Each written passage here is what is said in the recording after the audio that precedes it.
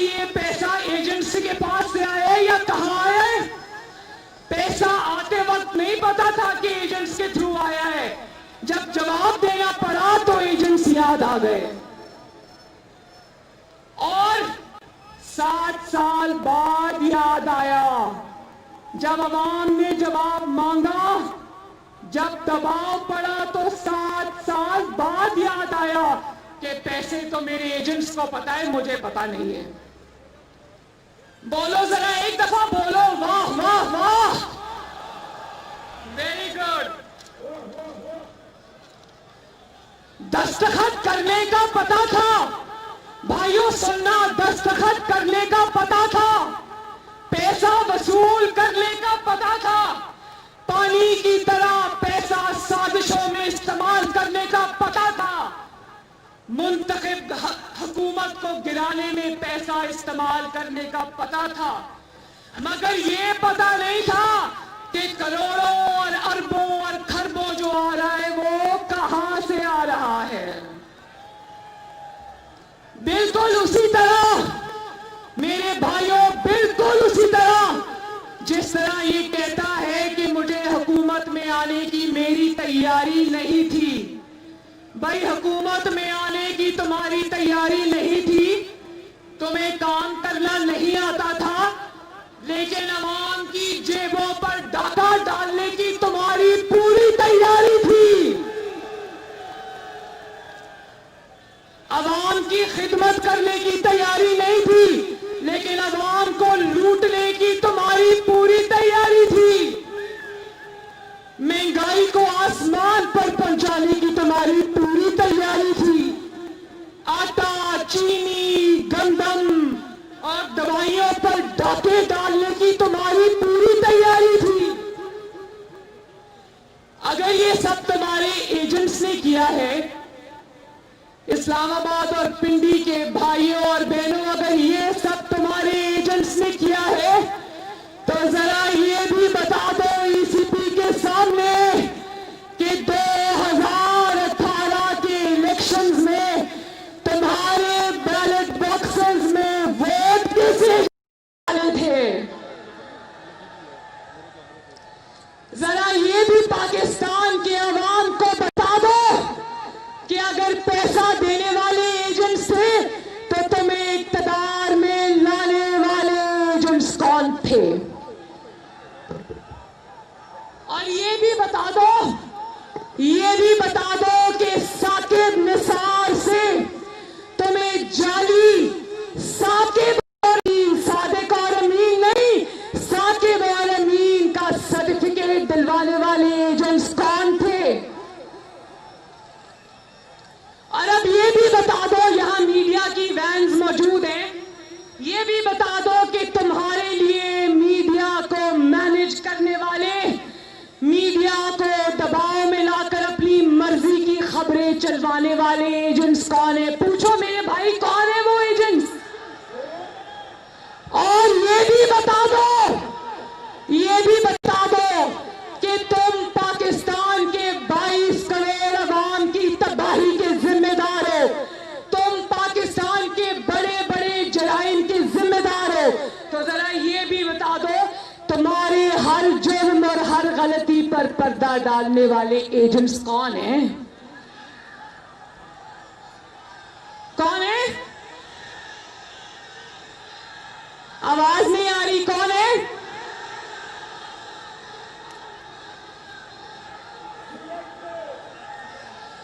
کاش سن تو رہے ہوں گے, میرا خیال ہے کہ یہ آواز پہنچ جائے گی کہ لوگ جانتے ہیں کہ تمہیں 22 کروڑ عوام پر مسلط کرنے والے ایجنٹس کون ہیں. دیکھ لو جہاں جہاں آواز جاری ہے, دیکھ لو لوگ نہیں ڈر رہے. پاکستان بدل رہا ہے. تم جتنا بھی زور آزما لو, تم جتنا بھی اپنی طاقت آزما لو, تم پاکستان کے عوام سے نہیں جیت سکتے. بتاؤ کہ پاکستان کی عوام اب جمہوریت کے لیے کھڑی ہو گئی ہے یا نہیں کھڑی ہو گئی. ہاتھ اٹھا کے بتا دو مجھے. الیکشن کمیشن آف پاکستان سے بھی کچھ سوال پوچھنا چاہتی ہوں. میرے ساتھ یہ سوال پوچھو گے نا؟ میں الیکشن کمیشن آف پاکستان سے یہ سوال پوچھنا چاہتی ہوں کہ کیوں 2018 کے الیکشن میں جب آپ کے ہاتھ پاؤں باندھ کر آر ٹی ایس کو بند کیا گیا, آپ کیوں خاموش رہے؟ پوچھو, آپ کیوں خاموش رہے؟ جب آپ کے ادارے میں ای سی پی کی بات کر رہی ہوں, ابھی باقی اداروں کی بات نہیں کری, ڈرنے کی ضرورت نہیں ہے. جب آپ کے ادارے یعنی الیکشن کمیشن آف پاکستان کو یرغمال بنا کر ایک نااہل اور تاریخ کے سب سے بڑے نالائق شخص کو سلیکٹ کر کے, کیا کر کے, عوام کے ووٹوں پر ڈاکہ ڈال کر, جب ایک تاریخ کے سب سے زیادہ نالائق اور نااہل شخص کو 22 کروڑ عوام کی قسمت کا مالک بنا دیا گیا, تو آپ کیوں نہیں بولے؟ ای سی پی مجھے بتائیں, آپ کیوں نہیں بولے؟ بولو. آج آپ کے ادارے کی ناکامی اور خاموشی کی سزا میرے 22 کروڑ عوام بھگت رہے ہیں. بولو, بھگت رہے ہو نا؟ آج جب پیٹرول بمب, جس کو اردو میں پیٹرول بمب کہتے ہیں, وہ آج جب عوام کے سروں پر گرتا ہے تو ای سی پی والوں سن لو, یہ عوام تمہیں بھی اس میں شریک جرم ٹھہراتی ہے. ٹھہراتے ہو؟ آج جب ہر روز کمر توڑ مہنگائی ہوتی ہے, میں جانتی ہوں آپ کے گھروں میں مہنگائی کا ڈیرا ہے, میں جانتی ہوں. آج جب روز عوام کے اوپر مہنگائی کا طوفان آتا ہے, تو مہنگی بجلی, مہنگی گیس, مہنگا آٹا, مہنگی روٹی, مہنگی چینی, مہنگا صابن, مہنگا کھانے پینے کا کوکنگ آئل جس کو کہتے ہیں, کس کس چیز کا میں نام لوں. آج جب ان چیزوں کی قیمتیں روز عوام کی پہنچ سے باہر ہو جاتی ہیں, تو عوام آپ کو بھی اسی اس جرم میں شریک جرم ٹھہراتے ہو. بولو, میں ٹھیک کہہ رہی ہوں؟ سچ کہہ رہی ہو. آج جب ادویات کی, دوائیوں کی قیمتیں بڑھی ہیں نا, آج جب ادویات کی قیمتیں غریب مریضوں کی پہنچ سے باہر ہو جاتی ہے, تو ای سی پی کو لوگ شریک جرم ٹھہراتے ہیں. آج جب میرے ینگ بچے, نوجوان لڑکیاں, نوجوان لڑکے آج جب بے روزگار ہوتے ہیں, تو یاد رکھو ای سی پی عوام تمہیں بھی شریک جرم ٹھہراتی ہے. آج جب کیا اساتذہ, کیا حکومت کے ملازم, کیا بیوروکریسی, کیا لیڈی ہیلتھ ورکرز, کیا پاکستان سٹیل مل کے ملازمین, آج ہر کوئی سڑکوں پر احتجاج کر رہا ہے, تو یاد رکھو ای سی پی عوام تمہیں بھی شریک جرم ٹھہراتی ہے. آج جب گردشی قرضہ 3000 ارب کی بلند سطح پر چلا جاتا ہے, لیکن عوام کو تب بھی بجلی نہیں مل رہی, تو یاد رکھو ای سی پی لوگ آپ کو بھی شریک جرم ٹھہراتے ہیں. اور آج جب اچانک پورے ملک کے اندر, پورے پاکستان کے اندر, چاروں صوبوں کے اندر بجلی بند ہو جاتی ہے, اچانک پورا ملک اندھیروں میں ڈوب جاتا ہے, تو یاد رکھنا ای سی پی اس نااہلی اور نالائکی میں لوگ آپ کو بھی شریک جرم ٹھہراتے ہیں. اور آج جب براڈ شیٹ اسکینڈل جس کو پاکستان کی عوام فراڈ شیٹ اسکینڈل کو کہتے ہیں, آج جب اس میں یہ حقائق سامنے آتے ہیں کہ تم نے 22 کروڑ عوام کے خون پسینے کی کمائی چپ چاپ راتوں رات اسمگل کروا دی پاکستانی ہائی کمیشن میں, اور وہ جعلی فارم اس کو لے اڑی, وہ تم نے پتا تھا وہ ضبط ہو جائے گی. اور وہاں تک نہیں بات.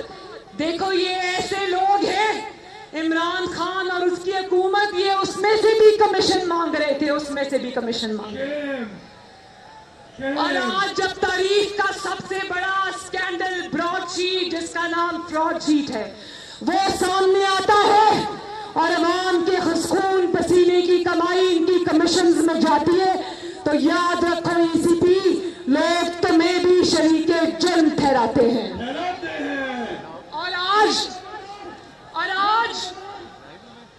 آج ملیشیا میں, میرے بھائیوں بات سنو, آج ملیشیا میں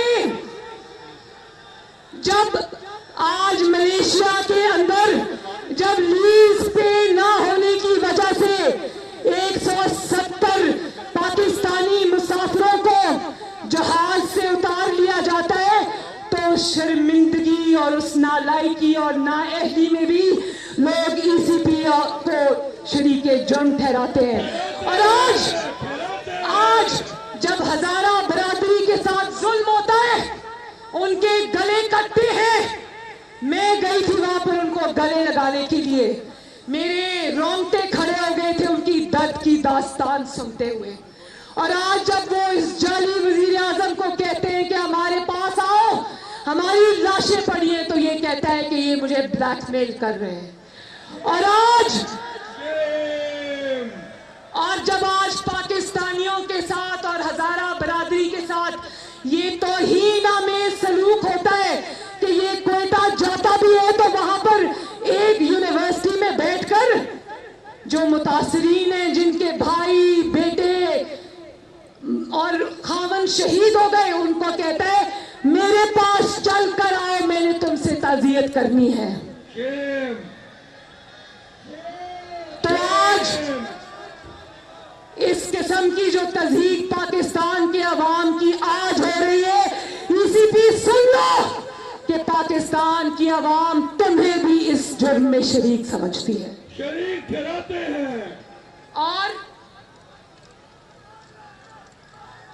ای سی پی جواب دو, ای سی پی جواب دو, بولو ای سی پی جواب دو, ای سی پی جواب دو کہ پاکستان کے ساتھ یہ تاریخ کا سب سے بڑا ظلم جو سلیکٹڈ اور سلیکٹرز نے کیا تھا, آپ بتاؤ کہ آپ اتنے بڑے جرم میں حصے دار کیوں بنے؟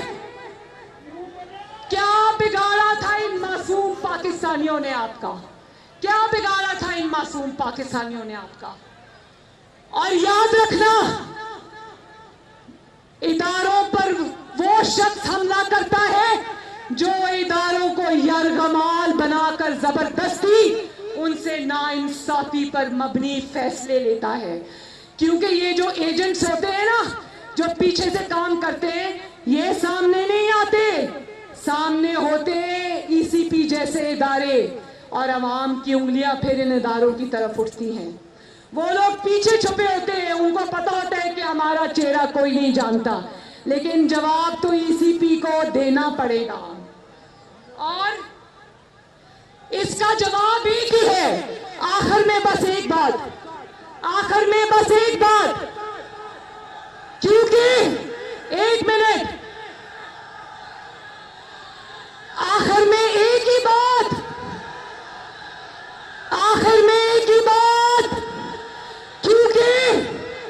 کیونکہ عمران خان نے اپنے جرم کا اعتراف کر لیا ہے, تو جب جرم کا اعتراف کوئی کر لیتا ہے تو اس کے بعد فیصلہ نہیں ہوتا, اس کے بعد صرف سزا ہوتی ہے.